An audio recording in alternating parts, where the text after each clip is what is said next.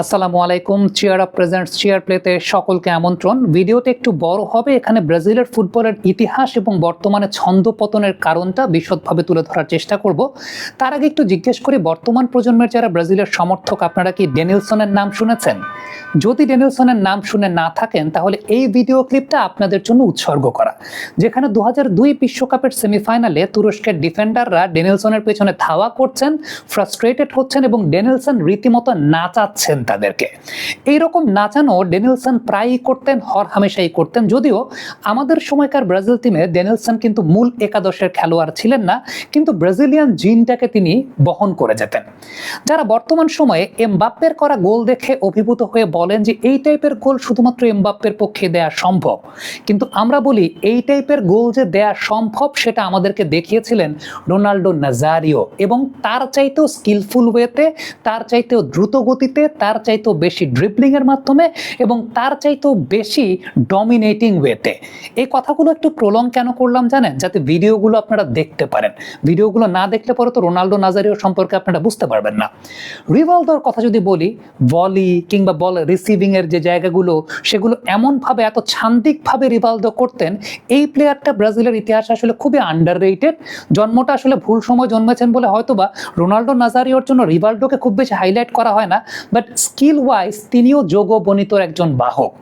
রোনালদিনহোর কথা যদি আমরা বলি তাহলে রোনালদিনহো 2002 সাল থেকে 2006 সাল পর্যন্ত যা করে দেখিয়েছেন একটা ফুটবল নিয়ে, এই ফুটবল নিয়ে আসলে কি কি করা যায়, কত প্রকার কি প্রত্যেক প্রকারের সংঘর্ষ উদাহরণ, এইটা এখন পর্যন্ত আমি কাউকে করতে দেখিনি। রোনালদিনহো ওই 4 বছর যা করেছেন।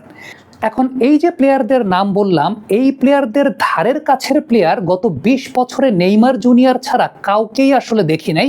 এই ওয়ার্ল্ড কাপে ভিনি জুনিয়রকে দেখাটা একটা চোখের শান্তি ছিল। আদারওয়াইজ ফ্রেড বলি, লুইস ফ্যাবিয়ানো বলি, যাদেরকে দেখেছি গত 10, 12, 15 বছরে, এই প্লেয়ারদের ধারের কাছের স্কিলেরও আসলে কেউ না। অনেকেই এই জায়গাটাতে বলেন যে বর্তমান সময়ের ব্রাজিলিয়ান প্লেয়াররা অনেক বেশি মাত্রায় ইউরোপ কেন্দ্রিক ফুটবলে অভ্যস্ত হওয়ার কারণে সেই যোগবনিতর ছন্দটা এখন আর তাদের মধ্যে নাই।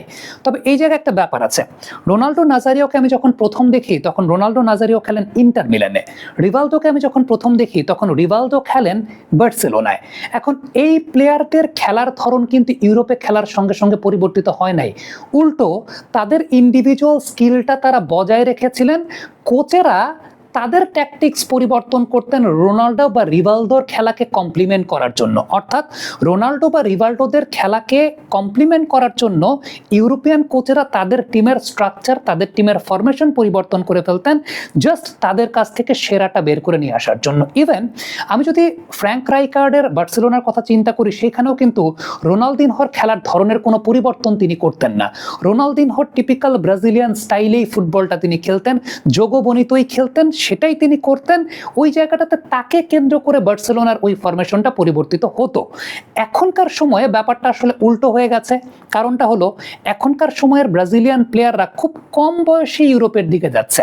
আপনি যদি চিন্তা করে দেখেন যে ভিনিসিয়াস জুনিয়র তার প্রফেশনাল ফুটবল ক্যারিয়ারের 10 দিনের মাথাতেই রিয়াল মাদ্রিদ তাকে নিয়ে নিয়েছিল, অথচ রোনাল্ডো নাজারিও যখন ইউরোপে প্রথম যান অলরেডি তিনি প্রফেশনাল লেভেলের ফুটবলে 50টা ম্যাচ খেলে ফেলেছেন, তারপর তিনি ইউরোপে গেছেন।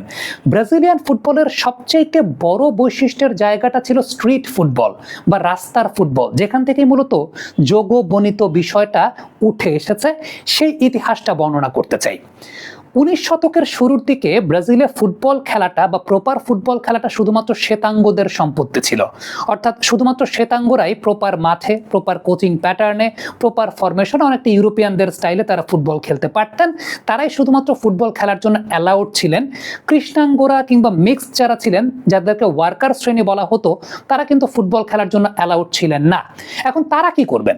তারা যে কাজটা করার চেষ্টা করলেন, তখন ব্রাজিলের রাস্তায় রাস্তায় তারা ফুটবল খেলা শুরু করলেন। এখন রাস্তার ব্যাপারটা আমরা জানি যে রাস্তা হচ্ছে পিচ ঢালা রাস্তা, সেই জায়গায় পড়ে গেলে ব্যথা পাওয়ার সুযোগ থাকে, ঘাস নাই, অমসৃণ, এরকম একটা জায়গাতে ওই কৃষ্ণাঙ্গ বা ওয়ার্কার শ্রেণী যারা ছিলেন, যারা ফুটবল খেলতেন, তারা একটা ভিন্ন প্যাটার্নের ফুটবল খেলা আবিষ্কার করলেন, যেটাকে আসলে সাম্বা কাইন্ড অফ ফুটবল বলা হতো। তারা তাদের মতো করে বল হোল্ড করে, তারা ডামি দিয়ে, ড্রিবলিং করে, যেটাকে পরবর্তী সময়ে যোগবনিত বা ছান্দিক ফুটবলের কথা আমরা যেটা বলছি, সেরকম একটা ছান্দিক ফুটবলের প্রতিচ্ছবি তারা আবিষ্কার করলেন, যদিও তারা তখনও মেইন স্ট্রিম ফুটবলের মধ্যে অ্যালাউড ছিলেন না। 1930 বিশ্বকাপে যে ব্রাজিল টিমটা ছিল, আপনারা ছবিটা দেখতে পাচ্ছেন, একজনও কৃষ্ণাঙ্গ বা একজনও মিক্সড ফুটবলার নাই, সব শ্বেতাঙ্গ বা এলিট শ্রেণীর ব্রাজিলিয়ান ফুটবলাররা সেই বিশ্বকাপে পার্টিসিপেট করেছিলেন। 2 ম্যাচের পরেই সেই দলটা কিন্তু বিশ্বকাপ থেকে বাদ হয়ে যায়। তখনই তারা অনুধাবন করা শুরু করে যে এই যে রাস্তায় যে ছেলেরা খেলে কৃষ্ণাঙ্গ, যারা যে স্টাইলের ফুটবলটা খেলে, এই স্টাইলের ফুটবলটা তো আমাদের ফুটবলের চাইতেও সুপিরিয়র, বা এই স্টাইলের ফুটবলটা তো আন্তর্জাতিক লেভেল বা ওই পর্যায়টাতে ডমিনেট করতে পারে। ঠিক এই সময়টাতে একটা ঘটনা ঘটলো। ভাস্কো দা গামা নামে একটা টিম রিও ডি জেনেরিও কাপের চ্যাম্পিয়ন হলো, যেই টিমের ম্যাক্সিমাম প্লেয়ার ছিলেন কৃষ্ণাঙ্গ প্লেয়ার। এটাই বাদবাকি কৃষ্ণাঙ্গ এবং মিক্সড প্লেয়ারদেরকে অনুপ্রাণিত করলো যে হ্যাঁ, টপ টায়ারের ফুটবলে আমরাও খেলতে পারি, আমাদের স্কিলগুলো প্রদর্শন করতে পারি। একটা বিষয় মাথায় গেঁথে নেন, শ্বেতাঙ্গ যারা ফুটবল খেলতেন, যারা ব্রাজিলের প্রফেশনাল ফুটবল শুরু করেছিলেন, তারা কিন্তু ইউরোপিয়ান ধাঁচের ফুটবলই খেলতেন ফরমেশন ওয়াইজ, কোচিং প্যাটার্ন অনুযায়ী। কিন্তু ওই যে রাস্তায় যে সমস্ত ফুটবলাররা স্ট্রিট ফুটবল খেলতেন, তারা কোনো কোচিং বেসিক মানতেন না, একেবারে কোচিং প্যাটার্নের বাইরে গিয়ে যোগবনিত কাইন্ড অফ ফুটবল, যেটার নাম পরবর্তী সময় যোগবনিত হয়েছে, individual skill kind of football তারা খেলতেন, যেটাই পরবর্তী সময় আসলে ব্রাজিলকে ব্রাজিল বানিয়েছে। এবং এক্ষেত্রে প্রথম কৃষ্ণাঙ্গ প্লেয়ার যাকে বলা হয়, তার নাম ছিল লিওনার্দো দা সিলভা, যাকে রাবার ব্যান্ড নামে ডাকা হতো বিকজ অফ হিজ ইলাস্টিসিটি। তিনি বাইসাইকেল কিকের জনক। 1938 সালের বিশ্বকাপে লিওনার্দো দা সিলভাকে নেওয়া হয় ব্রাজিল টিমে, এবং তিনি সেই ব্রাজিল টিমের সর্বোচ্চ সংখ্যক গোল করেন এবং ব্রাজিল সেমিফাইনাল পর্যন্ত যায়। ধীরে ধীরে ব্রাজিলের ফুটবলের জনপ্রিয়তা বাড়তে থাকে। 1950 সালের ফুটবলে কৃষ্ণাঙ্গ ফুটবলারের সংখ্যা আরও বাড়তে থাকে। ওই বিশ্বকাপটা ব্রাজিল হোস্ট করেছিল, যদিও ফাইনাল ম্যাচে ব্রাজিল হেরে যায়। হারার পরে আবার দোষ হয়েছিল ওই ব্রাজিল টিমের যে গোলকিপার ছিলেন, তিনি ছিলেন কৃষ্ণাঙ্গ, বলা হচ্ছিল তার কারণেই ব্রাজিল হেরেছে। তবে 1958 সালের বিশ্বকাপের আগে ব্রাজিল 17 বছর বয়সী এক ছেলের সন্ধান পায়, যার নাম ছিল পেলে, যিনি ঠিক এই প্যাটার্নের ফুটবলটা খেলে তখন কাঁপিয়ে দিয়েছিলেন। সেই সময়টাতে তাকে ব্রাজিলিয়ান দলটাতে নেওয়া হয়, এবং তখন থেকেই ব্রাজিল ফুটবলটা যোগবনিতর খেলাটাকে ফর্মালি ধারণ করা শুরু করে। আপনি যদি 1958 বিশ্বকাপের ফাইনাল ম্যাচটা চিন্তা করেন, আমরা ভিডিও ফুটেজ আপনাদেরকে দেখাচ্ছি, সুইডেন ভার্সেস ব্রাজিল, সেই ম্যাচটাতে সুইডেন কিন্তু অনেক বেশি মাত্রায় ফরমেটিভ ইউরোপিয়ান স্টাইলে, রিজিড স্ট্রাকচার্ড স্টাইলে খেলছিল। অন্যদিকে পেলের ব্রাজিল কাঁপিয়ে দিয়েছিল, নাড়িয়ে দিয়েছিল, এবং সেই সঙ্গে যোগবনিত বা ইন্ডিভিজুয়াল স্কিলের ফরমেশন ভেঙে চুরে খেলা ফুটবল, যেইটা আসলে মূলত ব্রাজিলের জিনের ফুটবল, ওইটাই দেখাচ্ছিলেন, এবং সুইডেন পুরোপুরি পাগল হয়ে গিয়েছিল। তখন থেকে কথা হচ্ছিল দিস ইজ সামথিং এলস, এটাই ব্রাজিলিয়ান ফুটবল, এটাই ব্রাজিলিয়ান ফুটবলের আইডেন্টিটির জায়গা। এই আইডেন্টিটিটাকেই ব্রাজিলিয়ান ফুটবলাররা ক্যারি করে নিয়েছেন, এবং ক্যারি করে নিয়েছিলেন দেখে তারা ব্যাক টু ব্যাক অনেকগুলো বিশ্বকাপও জিতেছিলেন। তবে ধীরে ধীরে একটা সময়ে ব্রাজিলিয়ান ফুটবলারদের ডিমান্ড ইউরোপ অঞ্চলে বাড়তে থাকে, এবং যেহেতু ব্রাজিলের একটা অর্থনৈতিক ক্রাইসিসের ব্যাপার আছে, ইউরোপিয়ান ফুটবলের টাকা বেশি, ব্রাজিলিয়ান ফুটবলাররা ইউরোপমুখী হতে থাকেন। রোমারিও 1988 সালের অলিম্পিকে সর্বোচ্চ গোল করার পরে তাকে ডাচ একটা ফুটবল টিম নেয়। তার পরবর্তী সময় তিনি বার্সেলোনার হয়ে জয়েন করেন। ধীরে ধীরে ব্রাজিলিয়ান ফুটবলারদের কদরটা ইউরোপের ফুটবলে বাড়তে থাকে। রোনাল্ডো নাজারিওকে 1994 সালে একটা ডাচ ফুটবল ক্লাব তারা তাদের দলে নেয়। পরবর্তী সময় রোনাল্ডো নাজারিওকে বার্সেলোনাও নেয়। বার্সেলোনার পর্ব শেষে তিনি খেলেন ইন্টার মিলানে, যখন থেকে আমি রোনাল্ডো নাজারিওকে প্রথমবারের মতো দেখেছি। সত্যি কথা বলতে রোনাল্ডো নাজারিও, রিভালডো কিংবা রোনালদিনহোদের কথা যদি বলি, তাদের খেলার প্যাটার্নকে কখনোই মনে হয় নাই যে তারা ব্রাজিলিয়ান ফুটবলের বাইরে কোনো কিছু খেলছেন।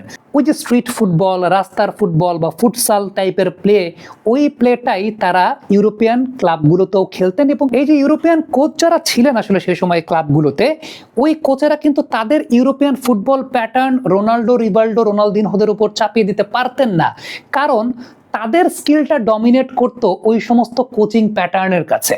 নিউ রিফ্রেশিং টেস্টে চিয়ার আপ। চিয়ার আপের নিউ রিফ্রেশিং টেস্ট এতটাই বেটার যে মন বলে চিয়ার আপ। অর্থাৎ তারা অনেক বেশি মাত্রায় ডমিনেট করত।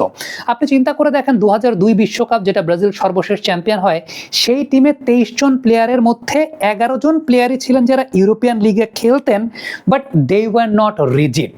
তারা ইউরোপিয়ান প্যাটার্নের ফুটবল খেলতেন না, তারা যোগবনিতই খেলতেন, তারা ওই প্যাটার্নের ফুটবলটাই খেলতেন। কিন্তু ধীরে ধীরে যখন তারা তাদের ক্যারিয়ারের সায়ান্নে চলে আসেন, 2006 বিশ্বকাপের প্রসঙ্গ যদি আসে, যে 2006 বিশ্বকাপটা কেন ব্রাজিলের ভরাডুবি হয়েছিল, ওই বিশ্বকাপটাতে রোনাল্ডোর কথা যদি বলি, কিংবা কার্লোস, কাফু, এই প্লেয়াররা তাদের ক্যারিয়ারের সায়ান্নে চলে এসেছিলেন। ইভেন রোনালদিনহো তখন বার্সেলোনাতে ডমিনেট করছিলেন। এটা আজও রহস্য, রোনালদিনহো কেন তার স্বাভাবিক প্যাটার্নের খেলাটা খেলতে পারেন নাই। সেই সঙ্গে আরেকটা বিষয় লক্ষণীয় ছিল ওই বিশ্বকাপটাতে, সেটা হচ্ছে ব্রাজিল অনেকাংশেই ইউরোপিয়ান প্যাটার্নের ধাঁচটার উপর খেলা শুরু করেছে। অর্থাৎ সেই জায়গাটায় অনেক বেশি মাত্রা রিজিড হয়ে যাচ্ছে। ড্রিবলিং, 1 ভার্সেস 1 খেলাটা, সেই জায়গাটা ব্রাজিলের ফুটবলের মধ্যে তখন ওই বিশ্বকাপ থেকেই মূলত দেখা যাচ্ছিল যে ওই রকম ভাবে দেখা যাচ্ছে না। সো ব্রাজিল ওই বিশ্বকাপে ফ্রান্সের সঙ্গে বাতিল হয়ে যায়, তখনই কথা হচ্ছিল যে সেলেসাওরা তাদের স্টাইলটাকে আস্তে আস্তে হারিয়ে ফেলা শুরু করেছে, এবং পরবর্তী প্রজন্মের যে ফুটবলাররা আসছে তারা তো ব্রাজিলিয়ান জিনটাই বহন করছে না, তারা তো ব্রাজিলিয়ান স্টাইলটাই ক্যারি করছে না।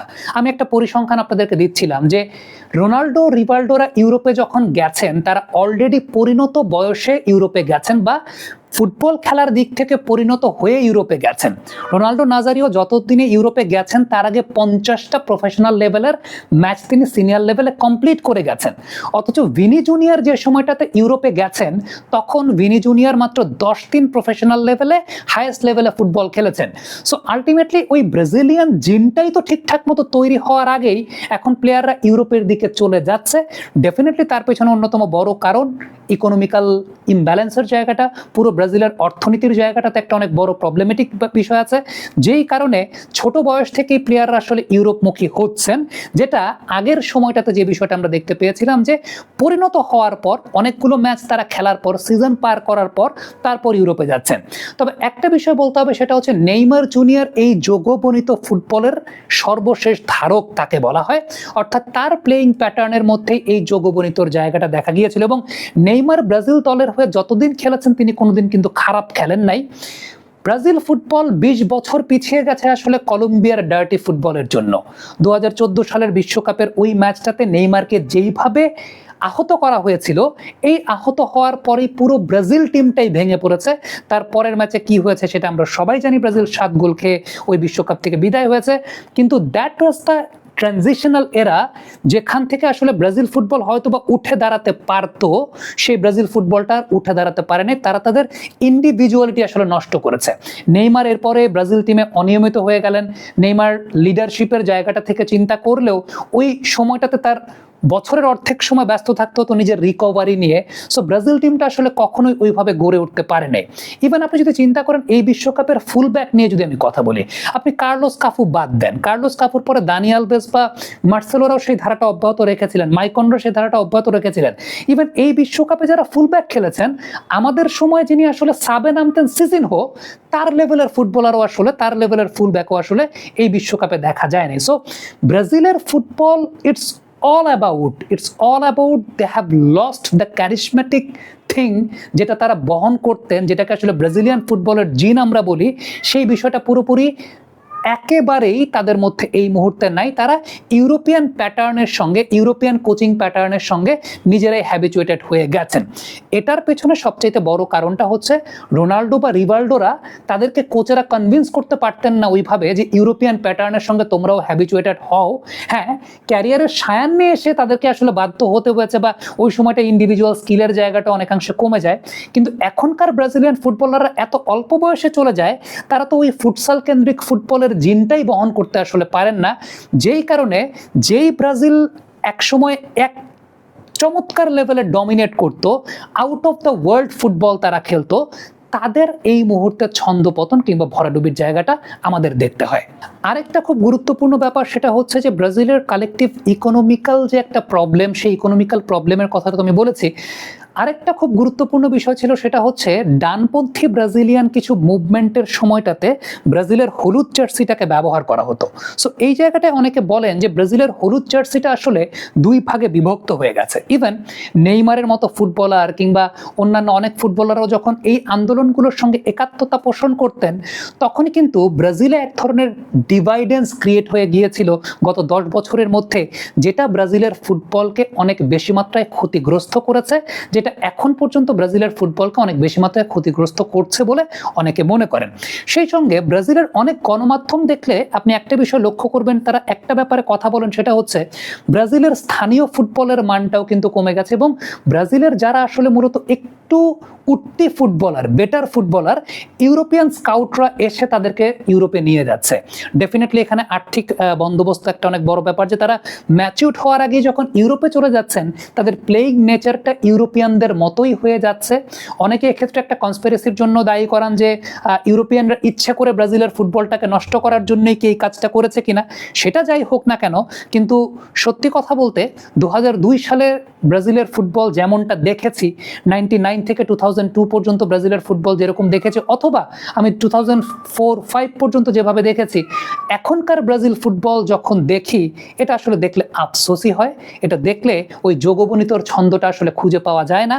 এবং যোগবনিত কিংবা ব্রাজিলিয়ান স্ট্রিট ফুটবল কিংবা ফুটসালের যে স্কিলের জায়গাটা, যেটা তারা মেইন ফুটবলে ক্যারি করতো, বা ব্রাজিলিয়ান জিন যেটা তারা ক্যারি করতো, সেই ক্যারি করা জিনটা, ব্রাজিলিয়ান জিনটা এখনকার ব্রাজিল টিমের মধ্যে আসলেই দেখতে পাই না। সত্যি কথা বলতে ভিনিসিয়াস জুনিয়র এই ওয়ার্ল্ড কাপে it was I pleasing to watch, যে হ্যাঁ, কাউকে না কাউকে দেখলাম যে ওই জিনটা কিছুটা হলেও ক্যারি করছেন, ইনস্পাইট অফ তিনি ইউরোপিয়ান লিগে খেলেন। তারপরও আপনি যদি ইন্ডিভিজুয়াল স্কিলের ওই জিনের কথা বলেন, যেটা আমি রোনাল্ডোর কথা বললাম, আবারও ভিডিওটা প্লে করতে চাই, আমি একটু দেখাতে চাই আপনাদেরকে। রোনাল্ডোর কথা আমি বলছিলাম যে যেইভাবে তিনি আসলে বল ক্যারি করতেন, যেইভাবে তিনি অপোনেন্টকে ধোকা দিতেন, যেইভাবে তিনি অপোনেন্টকে ডিসিভ করতেন, এই জায়গাটা তো কাউকে দেখতে পাই না। রোনালদিনহো বলটা নিয়ে যা করতেন, যেইভাবে যাচ্ছে, মানে একদম ছেলে খেলা করতেন অপোনেন্টের সঙ্গে, সেই কাজটা এখন কাউকে দেখা যায় না করতে। রিভালদোর মতো ওই লেভেলের ফরওয়ার্ড বর্তমান সময়ে দেখা যায় না, বর্তমান সময়ে আপনি খুঁজেও পাবেন না। কারণটা হচ্ছে তাদের মধ্যে ব্রাজিলিয়ান জিন ছিল। ড্যানিয়েলসনের কথা তো একটা ভিডিও আপনাদেরকে দেখিয়েছিলাম, ড্যানিয়েলসন যে আরো কি করতেন, বলটা নিয়ে তিনি আরো কি করতে পারতেন, একটা বল নিয়ে যে কত কিছু করা যায়। So that was Brazil football, that was Brazil football, that was যোগবনিত, যেটা এখন আমরা দেখলে আমাদের কাছে অনেক বেশি মাত্রায় ফ্রাস্ট্রেটেড লাগে। সত্যি কথা বলতে ফ্রাস্ট্রেটেড লাগে। এবং ব্রাজিল ফুটবল কেন এখন অবনমিত হয়েছে, কেন ব্রাজিল ফুটবল এখন নিচের দিকে গেছে, এর পেছনে সবচাইতে বড় কারণ ওই একটাই, এখন ইন্ডিভিজুয়াল স্কিলকে প্রাধান্য দেওয়া, সে ব্রাজিলিয়ান জিন, সে ব্রাজিলিয়ান ইন্ডিভিজুয়াল স্কিলের ফুটবল, এইটা এখন আর হয় না। এখন অনেক বেশি মাত্রায় রোবোটিক ফুটবলে ব্রাজিলিয়ান প্লেয়াররা ধাতস্থ হয়ে গেছেন। তার কারণটা হচ্ছে খুব অল্প বয়সেই ইউরোপে চলে যাচ্ছেন ম্যাচিউরড হওয়ার আগেই। কমেন্ট বক্সে আপনাদের মন্তব্য, মতামত জানতে চাই লিখে পাঠাবেন।